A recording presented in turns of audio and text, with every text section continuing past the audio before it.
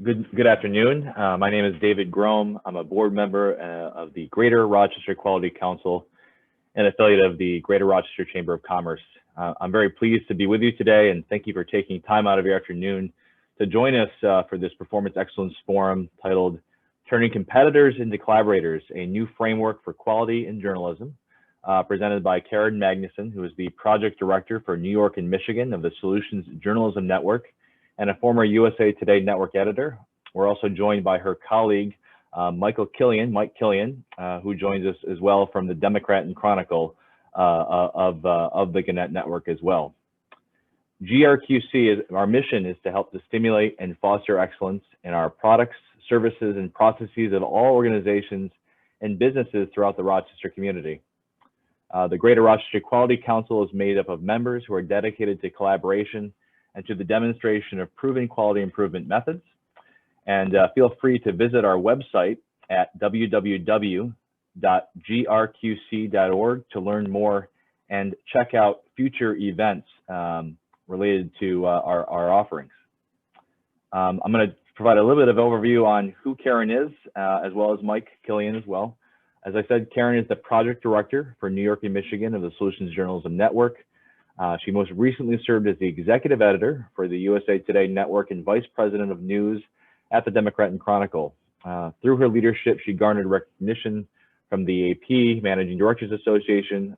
She received the Robert G. Magruder Award for Diversity Leadership and the First Amendment Initiative. Karen also is active in our community, serving as a steering committee member for the Women's Leadership Council, United Way of Greater Rochester, and a member of the Board of Trustees at her alma mater, Alma College. Karen also earned a Master's in Science and Innovation Management from the Saunders College of Business at the Rochester Institute of Technology. I'm also very pleased to introduce Mike Kilian, who joins us as well as the current editor of the Democrat and Chronicle, and he is a graduate of Fairport High School and Cornell University, and is the first locally born top editor of the DNC since a previous editor, Joseph Adams, who ran the newspaper in the 1939 to 1941. So Mike, great to have you with us, and we appreciate everyone joining today. I'm sure you'll enjoy this morning's program and its valuable content. And again, we encourage people to save questions to the end, but if you have questions you want to put into the chat, feel free to do so. We'll make sure they get addressed. And without further ado, I'll introduce you to Karen and Mike. Thank you, David, for that lovely introduction. And I really appreciate the invitation from the Quality Council. Thank you so much for inviting us to be here today. So I'd like to say that one of the few silver linings coming out of this coronavirus outbreak is the fact that the public continues to rely on traditional news media to provide accurate information. News sites have seen an unprecedented increase in visits since the pandemic began in early 2020. At the same time, the media industry is among the hardest hit as journalists play this vital role. The pandemic exacerbated the financial difficulties the news industry was already facing. Most of you have heard about layoffs and furloughs in the journalism industry, especially newspapers, where declining resources and revenues from advertising and print subscriptions led to the downsizing or closure of newsrooms. However, you may not know the extent of it. According to the most recent Pew Research data, newsroom employment at U.S. newspapers dropped by 51% between 2008 and 2019. Decreasing from 71,000 to 35,000 jobs. More headlines about downsizing since then indicate that the trend continued, and in some respects, it accelerated. The struggle to find a new business model has had a huge impact on the psyche of journalists. They love their craft, but feel forced to explore other types of jobs to ensure stability for themselves and their families. According to Business Wire's 2020 media survey, only 35% of surveyed journalists said there is job security in the news industry for the next 5 years. The journalists who hang in there are working in smaller newsrooms with a charge to produce content for multiple platforms. Gone are the days of producing a story, a photo, or a video for a daily deadline for print newspaper or the 6 o'clock news. Today's deadlines are every minute. When it comes to breaking news, making a difference could be just seconds. Seconds can make a difference on who gets traction with a story online. So as newsrooms do more with less, how can journalists keep up? How can newsrooms distinguish themselves with unique reporting that sets them apart in the face of so much adversity? The larger question for today's discussion is this: how do you drive quality and excellence when you're in a fight for survival? The answers I'm putting on the table revolve around two areas: the practice of solutions-oriented journalism and media collaborations designed to shore up the media ecosystem.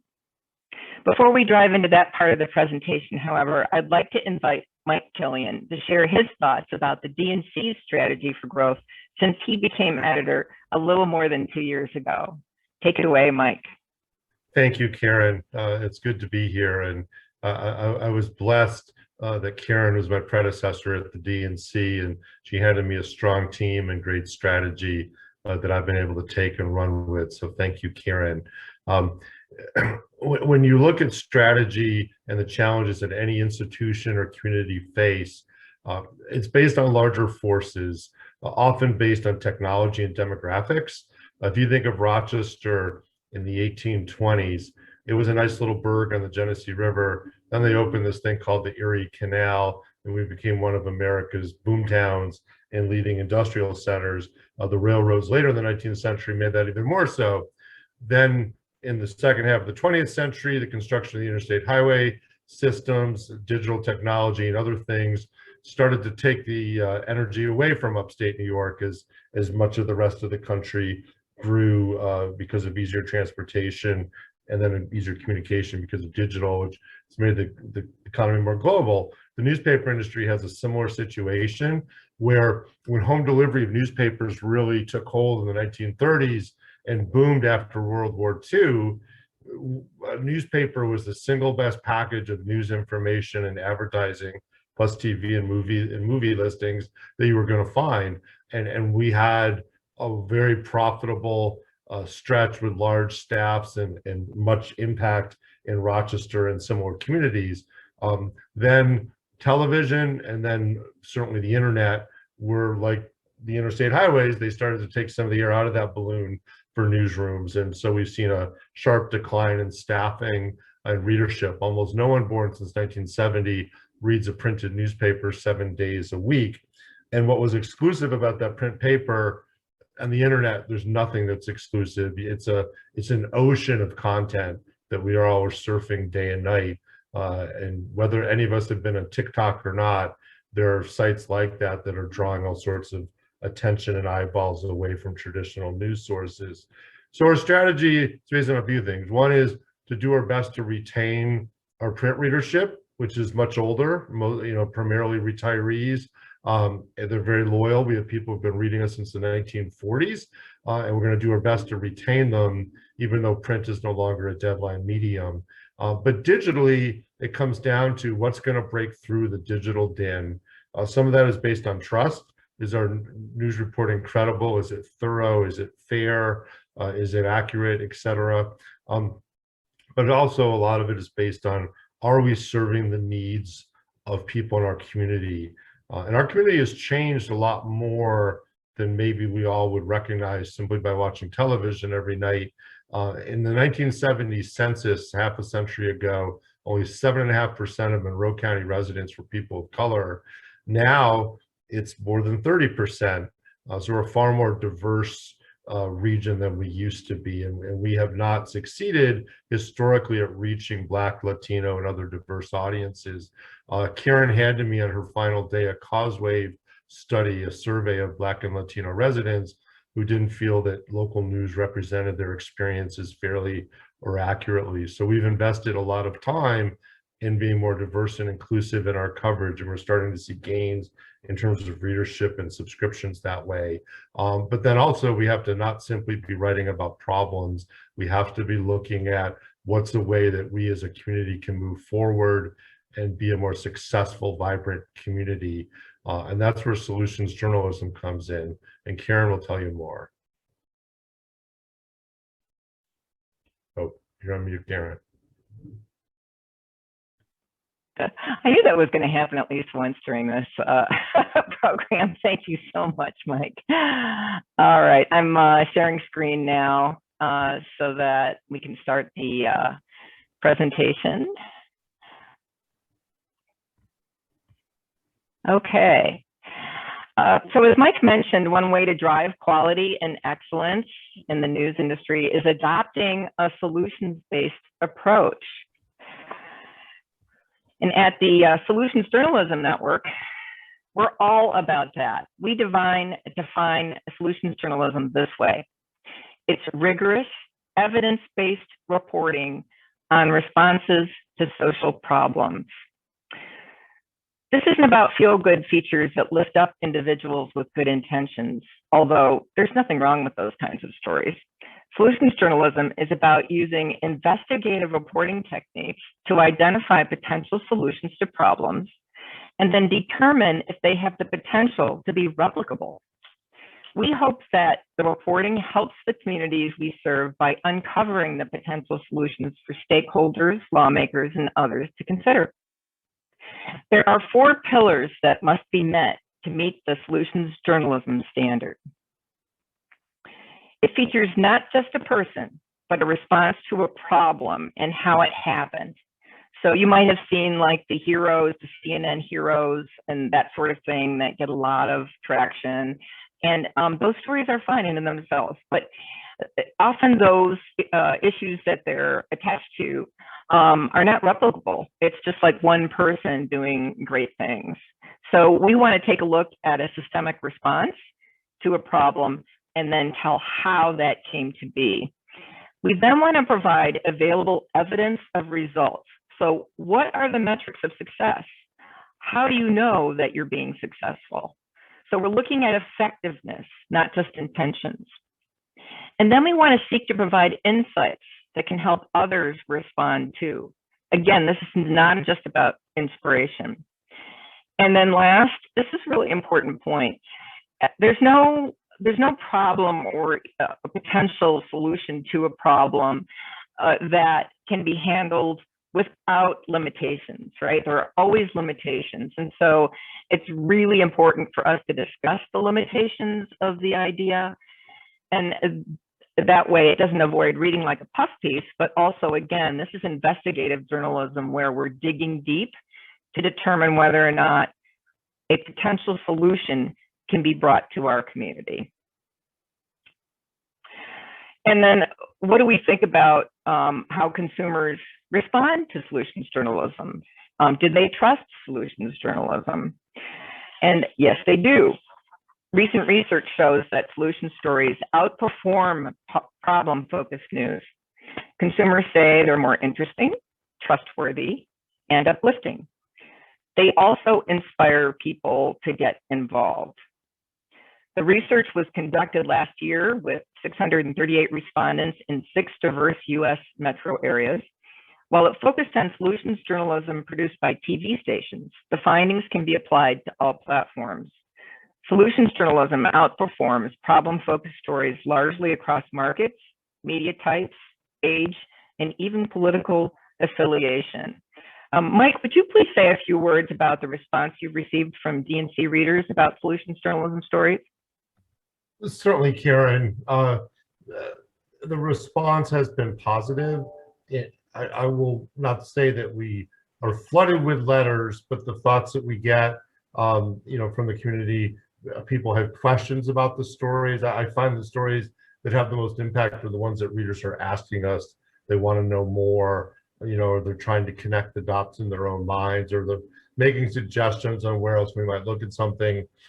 Our solutions journalism, working with Karen and the Solutions Journalism Network over the last 19 months, is focused primarily on caregiving in communities of color, which is an immense need in greater Rochester, both for paid caregivers, but especially for family caregivers. You have Black and Latino families who often the caregiving is multi-generational within a household or with a family that lives near each other.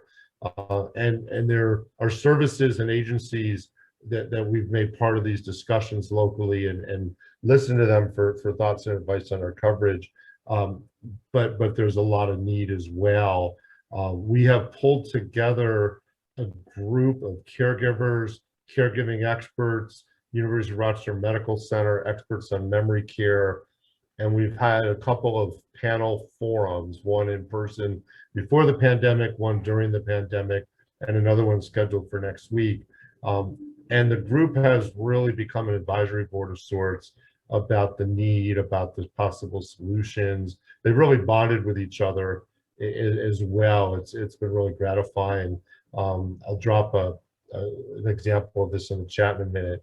But it shows that this is a topic that matters to a lot of readers and they're looking for answers. And when you see a doctor at URMC talk about her own caregiving needs within her family, you realize how universal this subject is. And so we can present information that will help people navigate this within their own lives and families. Karen? Terrific, thank you. So let me tell you a little bit of background about how we came to pick the topic of caregivers, and this is caregivers of older adults. So that journey began with a pilot project with the Democrat and Chronicle in fall of 2019. I was hired as a part-time contractor to explore the possibility of creating an interstate media collaborative to report on this issue. The project was funded by a grant from the Ralph C. Wilson Jr. Foundation with a focus on Western New York and Southeast Michigan. The foundation was so pleased with the results of the pilot project that it provided a grant with full funding for 2 years. I was hired full-time in April 2020 and decided to tackle one region at a time. The Western New York Collaborative began meeting this time last year and published its first round of content last December. The Southeast Michigan Collaborative first met in late September and began publishing content this spring. The two groups recently merged to represent 26 news organizations and 5 community partners. So this is what it looks like. Here is an example where we have news outlets who are normally competitors working together on stories and cross-promotion. The Buffalo News teamed up with the local NBC affiliate, WGRZ-TV. So it was a front page story for the Buffalo News. WGRZ also used some of the reporting from the Buffalo News to produce its story and then cross-promoted and also announced that it was part of this collaborative. And look at this. If you look really closely at that byline, I know it might be tough for you to see. It's from Deanna Dewberry, the anchor at Channel 10, WHUC-TV. How often do you see the byline of a TV anchor on a cover story for a major daily newspaper? Mike, I understand this was a first for the DNC and prompted at least one newspaper subscription. And didn't you get a call from a woman who wanted to talk to Deanna about exploring the idea for a village for older adults in Rochester? Yes, we did, Karen. And it is a brave new world when the editor of the DNC gets a question about a story done by one of the leading TV anchors in town, Deanna Dewberry of WHEC. That's exactly how this is supposed to work. There's a cross-pollination that occurs with the collaboration. The call was, Deanna had done a television report and this written report for the DNC and the Minority Reporter about a program called The Villages, which is a community that's very supportive of persons in need of care. And there's one in Buffalo that's thriving. And so we got a call, well, email first, and then Deanna talked to the woman from somebody who's seeking to create something very similar here in Rochester, and they continue to move forward on it, and we'll see what happens. But the whole idea of solutions journalism is that someone may pick up on the idea and improve a situation here in Greater Rochester. Yeah, thanks so much. Yes, we're like planting seeds of things that have been journalistically vetted for the community to consider. Here's another example, a story co-produced by reporters from Minority Reporter and the DNC that attracted a lot of page views, more than 9,000 on the DNC site alone. However, where solutions journalism shines is how much time people spend with the content. This is a pattern that was established by the DNC during the pilot project. For example, on this story about accessory dwelling units, a very sexy topic, as you can tell, the average time on page is 1 minute and 46 seconds on the DNC site. That might not sound like a long time, but for the DNC, anything that approaches or exceeds 1 minute demonstrates a clear success in terms of depth of reader interest on an enterprise story of this nature. This slide also shows an excellent example of cross-promotion by WHEC-TV, which interviewed the journalists for a story during the 5 o'clock news, and then posted a mini story on digital to push viewers to more info at Minority Reporter and the DNC. The mini story did very well on WHEC's website, garnering 2,750 page views and average time on page of 5.5 minutes. They watched the entire video. That was a win-win. And I also remember, Mike, that you wrote a really awesome column with the headline, "Check out the competition," really. So thank you for that. Here's what the collaborative looks like today. Our mission is twofold. First, the collaborative must leverage its significant resources to produce impactful solutions journalism. Our topic, addressing the challenges of caregivers of older adults, is critical and timely. Few are tackling coverage through a solutions lens, however, so our coverage can blaze new trails. We have a tremendous opportunity to help improve the quality of life for caregivers and those they touch. Second, the collaborative must build relationships so that we can help shore up the local media ecosystem as everyone in the news business faces historic hurdles. We must build a powerhouse of shared resources in which all members reimagine journalism through authentic regional collaboration. You can see that we have universities as community partners. They can help in a variety of ways. For example, a student from the Rochester Institute of Technology developed our website through a co-op with the collaborative and the DNC. And we're growing. Last week, we posted 3 opportunities to work for the collaborative. They're part-time positions that will help us conduct additional research on caregiving, engage the hard-to-reach caregivers in our community, and guide ambitious journalism projects with regional and potentially national impact. The greatest challenge that our collaborative faces is time poverty as journalists and news leaders cope with a relentless news cycle. Only time will tell how effective our collaboration will be. Our goal, of course, is to build a solid foundation for collaboration and high-quality journalism for many years to come. I've done some reading about collaborations and what makes them successful, and I'd like to close my remarks with principles that I'm keeping top of mind as the New York and Michigan Solutions Journalism Collaborative evolves. I found these 4 principles in a white paper published by the Foundation Review. While it was written to apply to nonprofit organizations, I think it applies to anyone who needs to assemble a cross-functional team. First, the team must keep a laser-sharp focus on the mission. It must build strategies that advance the mission even when it doesn't result in direct benefit to the individuals and their organizations. At this stage of our collaborative, that means we must carve out time now for strategic planning and relationship building that may not show immediate results, but will pay off down the road. Second, the team must build partnerships based on trust. Leaders must depend on shared values and trust rather than top-down controls and accountability systems. One example of this for the collaborative, continuing to work together without reminders or regular meetings scheduled by the project director. Third, leaders across the team must feel comfortable promoting others. Successful network leaders exhibit a strong norm of humility above all else.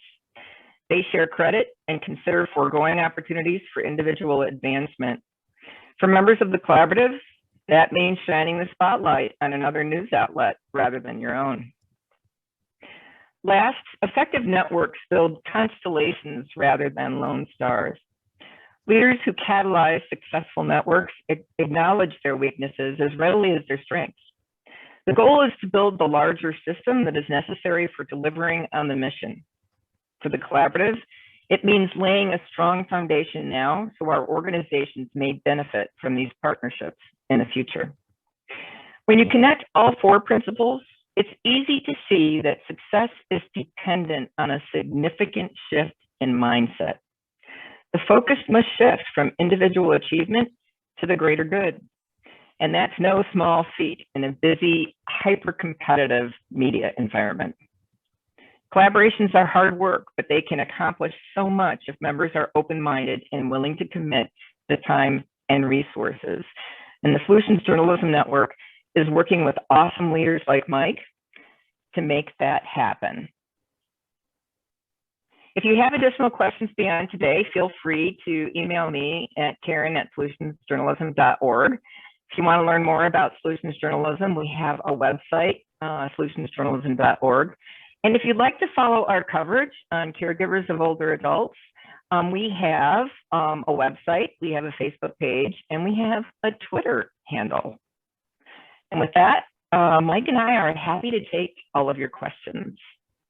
Do we have anything in the chat yet, David? Yes, I just got one from Catherine Rivers. She asked the question. So thank you very much. That was a great overview of the Solutions Journalism Network. I'm so glad, Mike, we had you on as well to share some great examples of the kind of cross promotion and cross-platform collaboration that's I think novel and new for your industry, but can have a lot of I think insights for others. So Catherine Rivers' question is, early in your presentation, you talked about developing a systemic response. Could you please talk more about this and where you get your information for that approach?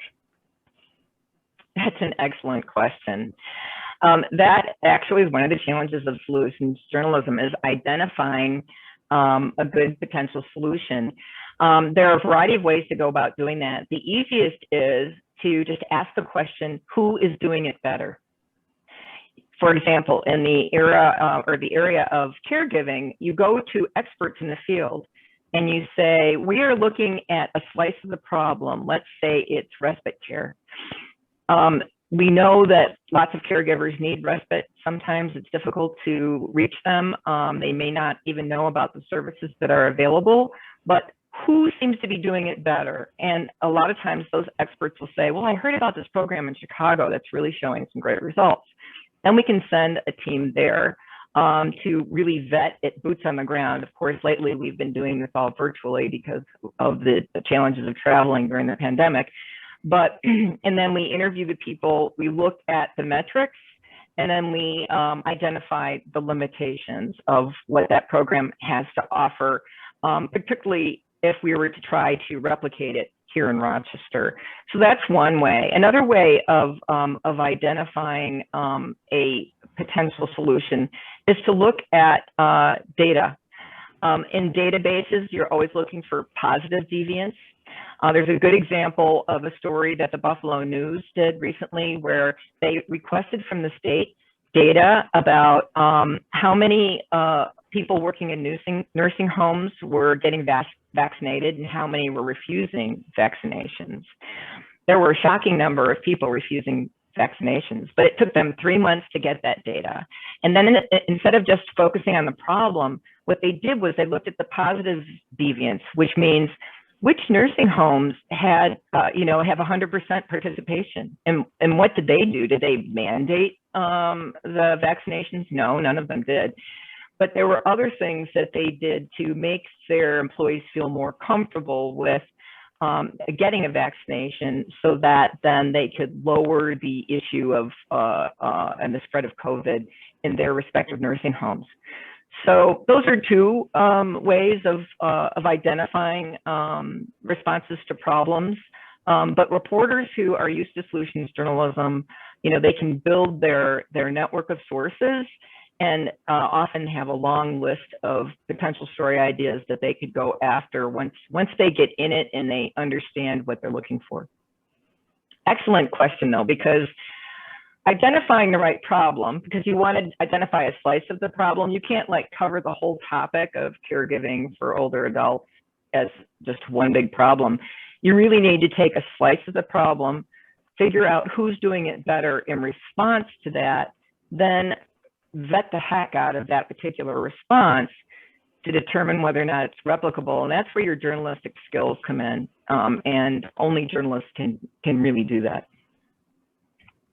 Karen, that's a great point. I think for a lot of us, at least for me, I come think of the Albert Einstein quote: if I had an hour to solve a problem, I'd spend 55 minutes thinking about the problem and 5 minutes about the solution. So like narrowing in on which problem you're trying to solve is great lesson for everybody. I have a question here from Terry. He has sent it to you as well, and it's a kind of a two-part question. One is, you know, obviously bringing these kind of organizations together that you are used to competing with one another. Did you invite any competitors to join the collaborative who said no, thanks? And one, what were their reasons or concerns? Or two, maybe how did you sway reluctant organizations that might have had, you know, potentially, you know, been reluctant to the idea at first? You know, that's another really great question. Fortunately, because I've been in Western New York for the last 20 years, I knew half the people, actually more than half the people that I called up and said, hey, would you like to join the party? And so I found it relatively easy. There was one news outlet in Western New York that declined, was very interested in solutions journalism, but declined because they don't really cover healthcare as a topic. And so joining this collaborative would take them well out of their comfort zone of covering a topic that they don't traditionally cover with a very small newsroom. And so they said, hey, we'd love to join if down the road you switch to another topic that is more in our lane. The same thing happened with a business publication based in Detroit. So they were very interested, and there is a business aspect to this, especially to the paid caregiver part of the equation. But they felt that the majority of the stories probably wouldn't be things that they would want to publish. And a big part of the attraction of being in a collaborative is you have access to all of the stories that are published by the collaborative. So there's no paywall on those stories. Anybody in the collaborative can pick up anybody else's story. And so you have additional content that you can offer up. And the good thing for the collaborative, of course, is that you're raising awareness on more platforms about this issue. And then hopefully starting a community conversation through the forums that Mike referenced. And again, he's got another forum coming up next week that I think will be excellent for folks to attend if they're interested in this topic. I'd like to add, Karen, something to that. The premise of the question, which I love, competition in the media in the 2020s, our competition are not the other guys. It's not TV, radio, whatever. It's reader distraction and it's reader disconnect or view. We have large numbers of Americans who don't pay for news at all and don't even stir news watching or news reading into their schedule. And we're very different, we're fragmented America than say in the 1950s when most people read some form of newspaper or listened to radio news or began to watch television news. So whether WHEC has something or not affects the Democrat and Chronicle less than whether we have strong social media posts and good SEO for our search results, which draws people to us. And hopefully over time, they start coming back to us and then are willing to pay for us. And digital subscriptions are increasingly the basis of our business. And that's a whole different way of thinking. It's not about being first, it's about being more relevant. And this type of content helps us do that. And if I can work with somebody great like Deanna Dewberry, WHEC, it helps both our organizations, that's a win for the community as well as for our businesses.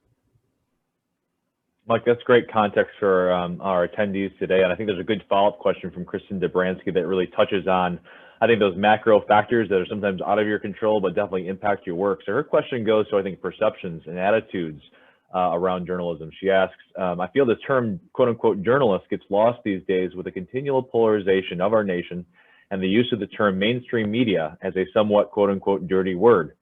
Can you share your thoughts as to how these perceptions impact your collaboration efforts? Karen, I'm sorry, I'll start on this one and pass it to you. In local news, by and large, we're closer to the key than reporters in Washington or New York. And we're going to write because there's a construction project where 390 meets 490. We're going to write about where to get vaccinated or things like that or whatever. We're going to write much more about people in the community who are making a difference. And my email inbox is filled with older readers, print newspaper readers, most of them on the conservative end of the spectrum. And while they get grouchy every so often about whether a story about President Trump was in there or not, they've read us every day since 1953, and they continue to. And so we have a relevance and importance to people's lives in print that we established a long time ago. And Karen's 2 decades of leadership were a big part of that. We're now working to establish that in the more free-for-all arena of digital. But I'm less worried about polarization than how relevant, whether we're covering something is like Daniel Prude, which certainly can have some polarizing elements, but is also vital, to Rochester's image in the country, let alone how well communities are served by police. And if you really look at what's on our website or our newspaper, we really try to touch a lot of bases that we think are going to matter most to readers and help them navigate life here. So that works at the local level. Obviously, when it gets to cable television or national level news organizations, that's a different discussion.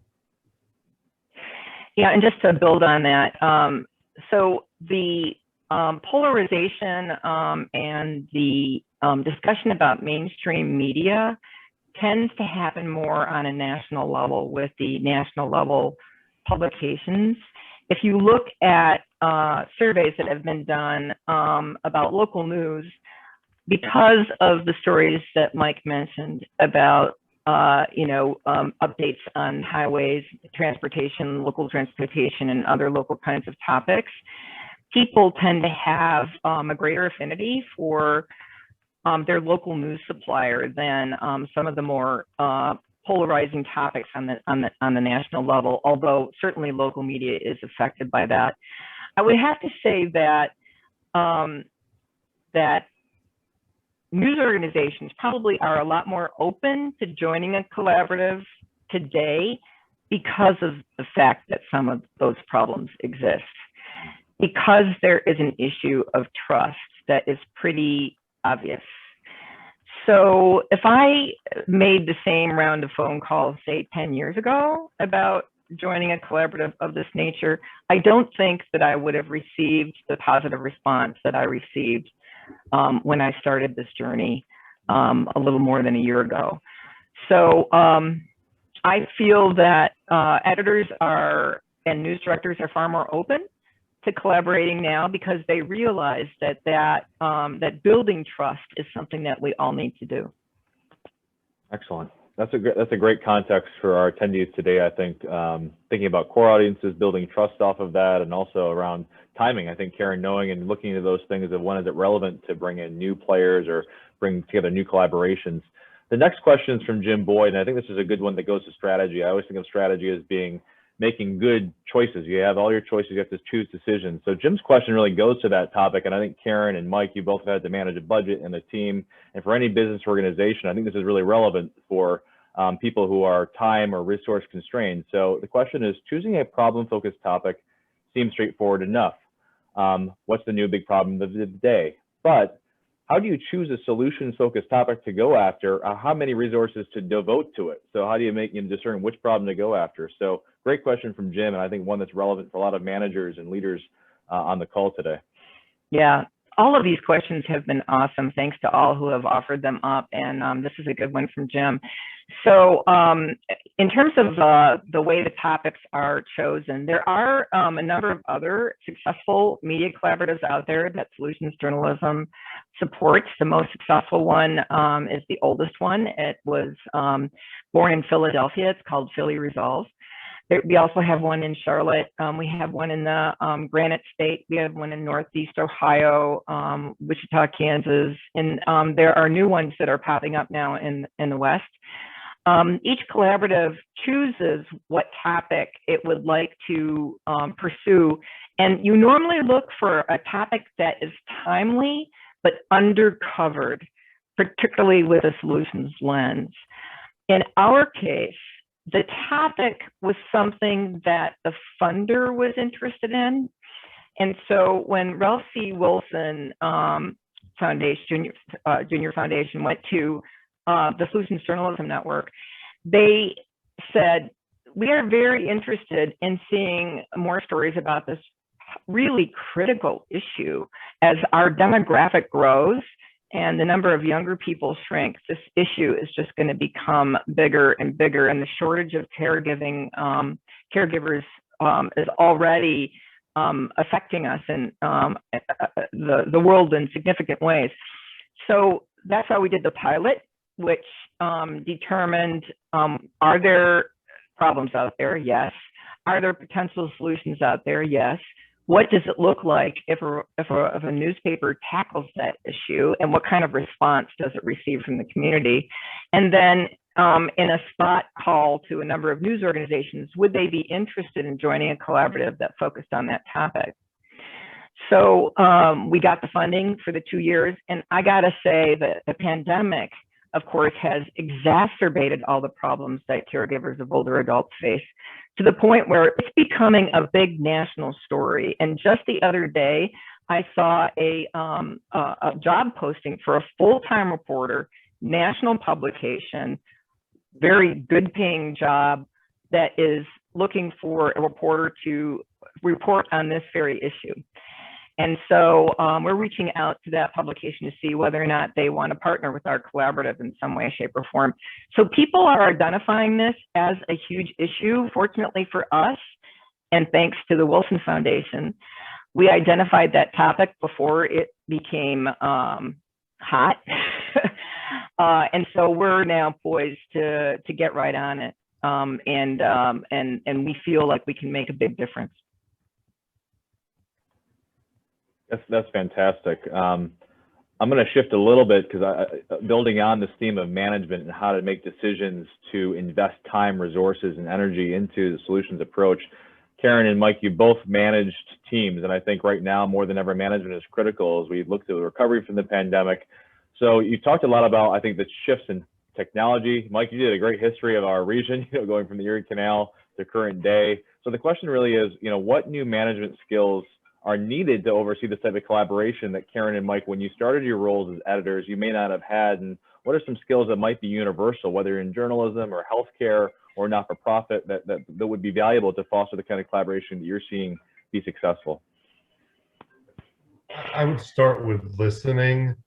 The DNC, since I'm the editor, at some point, if I have to, I can just ask reporter X, can we do a story on this? I do that often, but technically I can. But when you're collaborating, it's not a supervisor situation, right? We're peers, we're separate organizations with separate needs and ways of doing things. And so there was a lot of listening that we had to do at the beginning. So we understood how we each operated, what our needs were, what our strengths were, how our strengths could support the other organizations and vice versa. And even pacing is very different between TV, radio, and newspapers. So the listening was vital. So at some point we trusted each other, and then we could find the best way forward. And I think that's going to be the key to the long-term success of this as well. Excellent. Karen, do you have any insight to add, just given your role as the project manager across these 26 organizations in 2 states? Well, I have to say that certainly while I was a collaborative leader at the Democrat and Chronicle, when you're working within a big corporate environment like that, and you have people on the payroll that have jobs that they know they need to do, and then moving to a situation right now where essentially you're trying to bring people together and inspire them to work together. I was so glad that I took some time to volunteer while I was pursuing my career as a journalist to work on boards like the Associated Press Media Editors, where I became president, and I learned how to work essentially with volunteers, busy editors who were volunteering their time at that point in time, because I'm using a lot of the same techniques.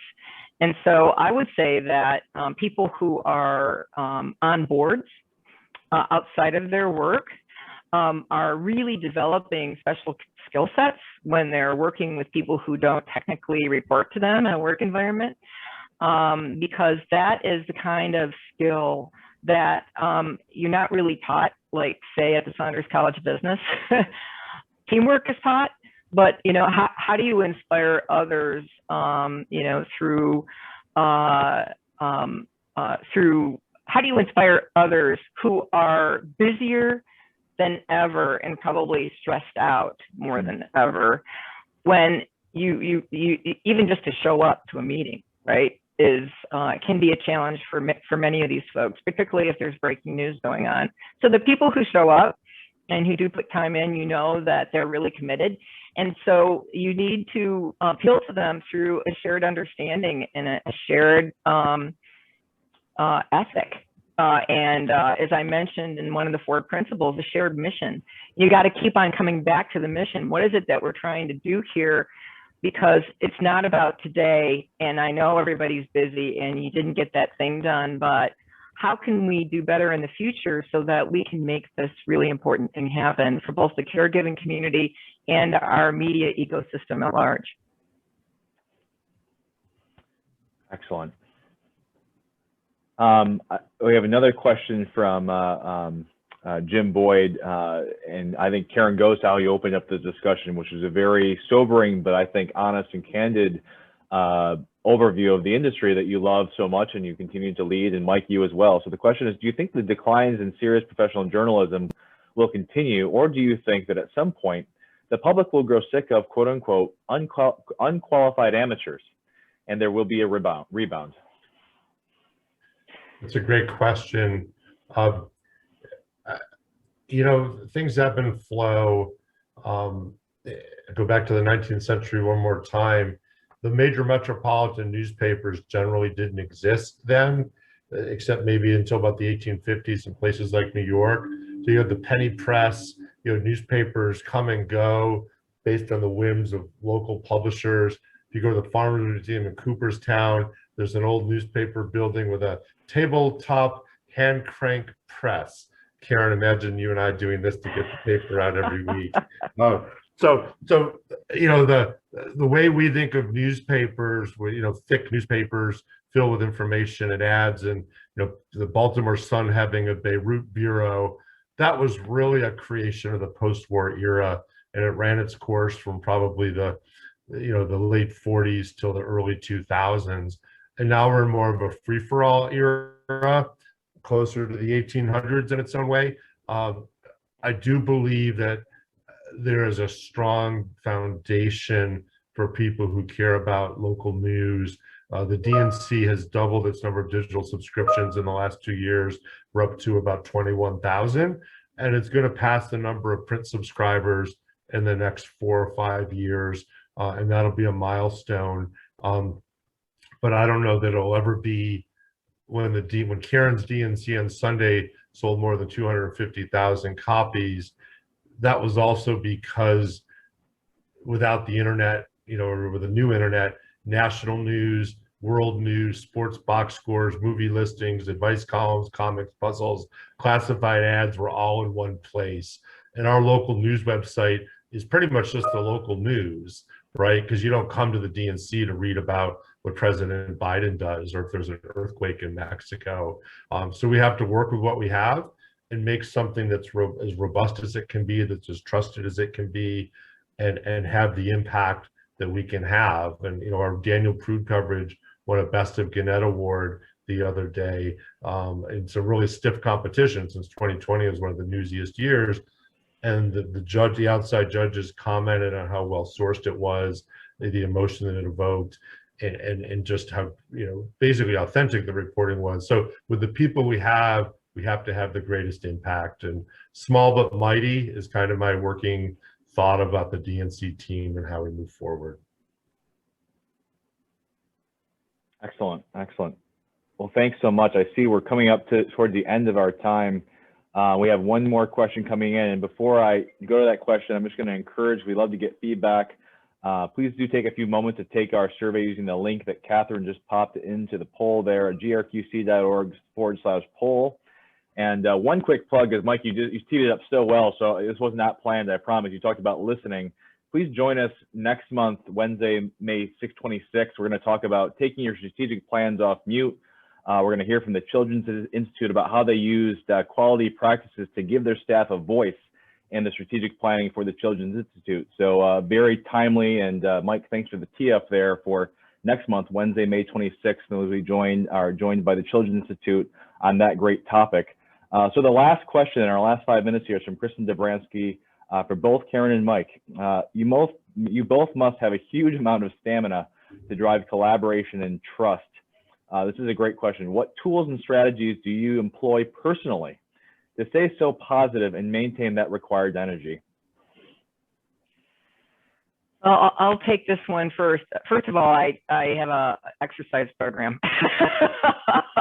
to work off any stress that I have, but also to stay as healthy as possible, because without exercise, I can really feel my exercise wane. And this was even in the days of when I was working 24/7, 7 days a week at the DNC.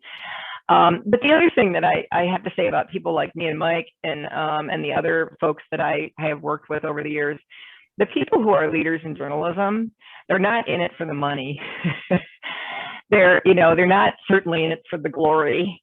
We are in it because our hearts are in it. We believe in it. I firmly believe it's God's work, and that I was put on this earth to do this, and that this is how I can have a positive impact on the world. And one of the reasons why the Solutions Journalism Network was so appealing to me after I decided to take an early retirement and do something so I wasn't working 24/7, 7 days a week. But Mike is the one who's continuing to put in those kinds of hours, so I'm going to hand it off to him for his tips. Karen does the exercise, and we have a once a week call, and she's full of energy, and that rubs off on me. It is a commitment, and you look at how hard our journalists work. You look at the issues facing Greater Rochester, and then you also see the great potential of this community. And again, we are, as I said earlier, we're very close to the people who we're serving.